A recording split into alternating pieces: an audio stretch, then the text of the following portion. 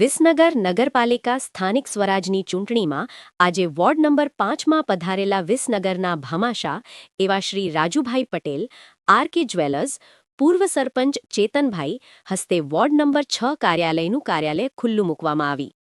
આ પ્રસંગે બોલતા રાજુભાઈ પટેલે જણાવ્યું હતું કે વિસનગરનો વિકાસ ગુજરાત સરકારના કેબિનેટ મંત્રીશ્રી અને વિસનગરના લોકલાડીલા ધારાસભ્યશ્રી ઋષિકેશભાઈ પટેલના પ્રયત્નોથી વિસનગર વિકાસની હરણફાળ ભરી રહ્યું છે, ત્યારે સર્વ નાગરિકોને ભારતીય જનતા પાર્ટીને જંગી મતોથી જીતાડવા આહ્વાન કર્યું હતું।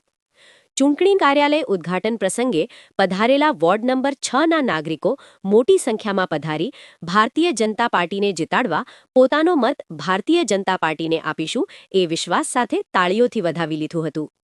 વોર્ડ નંબર 6ના કાર્યાલય ઉદ્ઘાટન પ્રસંગે પૂર્વ સરપંચ ચેતનભાઈ પટેલ, રાજુભાઈ પરમાર, સામાજિક કાર્યકર પ્રશાંતભાઈ, વિસનગર મહામંત્રી રોનકભાઈ સંઘવી, યુવા મોરચા મહામંત્રી રવિભાઈ પટેલ, ડેલિકેટ વર્ષાબેન વિરલભાઈ જોશી, સુરેશભાઈ દેસાઈ સર્વે મહાનુભાવો હાજર રહ્યા હતા।